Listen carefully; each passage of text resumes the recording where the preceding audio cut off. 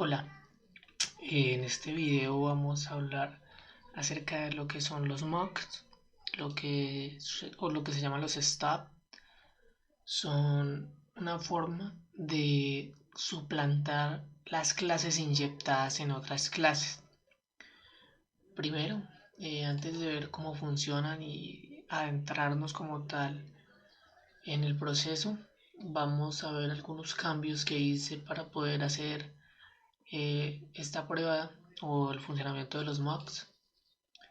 Inicialmente lo que voy a hacer con mi clase calculadora es que voy a hacer que ella pueda guardar en base de datos con un servicio, por así decirlo, externo. Normalmente las bases de datos se conectan a un remoto, un servidor remoto, el cual estos servidores remotos no deberían de funcionar mientras se ejecuta una prueba unitaria.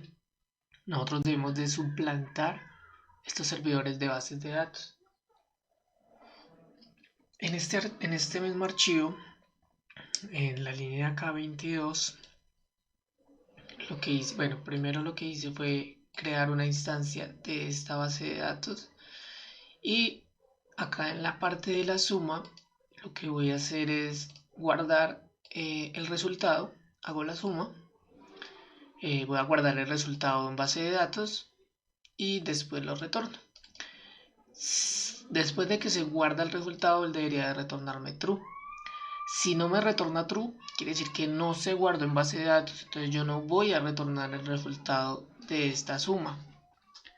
Entonces, en este caso, lo que debemos hacer para que no se nos conecte la ejecución de una prueba unitaria, no se nos conecte usando este método save, usando una conexión, entonces vamos a utilizar los mocks.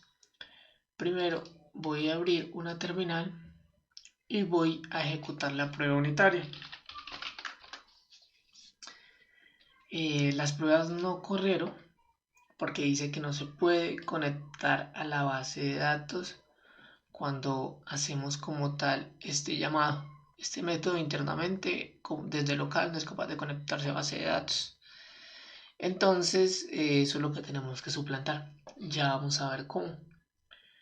Lo primero sería que este método o esta clase no reciba no tenga como tal instanciado la clase de base de datos dentro de ella. La idea es que la reciba por parámetro de esta manera, y luego acá, y que en el momento en el que yo cree la clase de base de datos, pues se le inyecte a través del patrón de inyección de dependencias, se le inyecte como tal esta clase, porque si nosotros dejamos esta inicialización acá, no vamos a poder suplantar este objeto porque está quemado de cierta manera acá. En cambio, si lo que hacemos es en donde lo estamos utilizando, enviamos un objeto acá que sea de prueba, pues él simplemente lo va a tratar y simplemente va a continuar con su funcionamiento.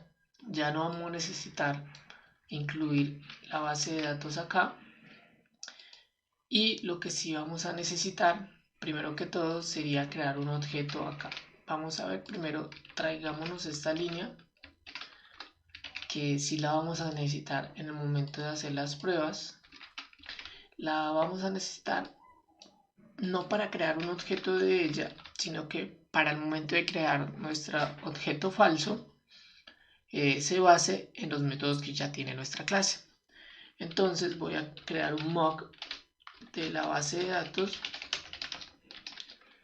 y para crear el mock utilizamos un método como tal interno de PHP Unit que se llama create mock.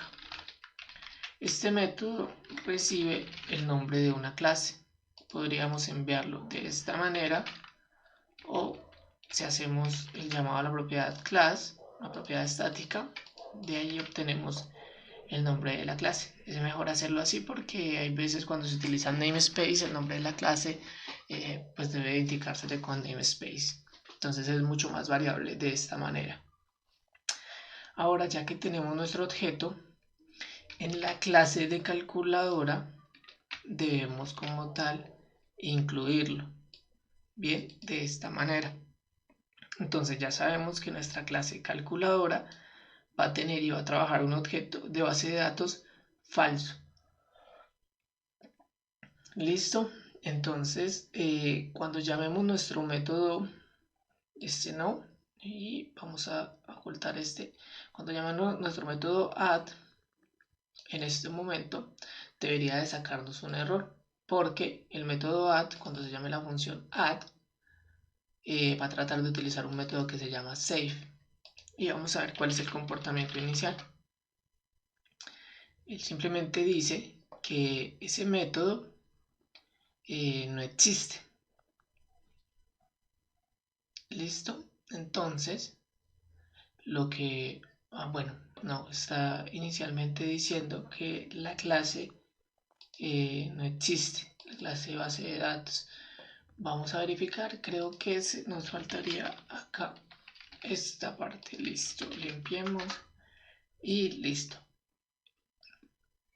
Entonces ahora sí vamos a ver cuál fue como tal nuestro resultado. Nos dice que dentro de la prueba add no retornó nada.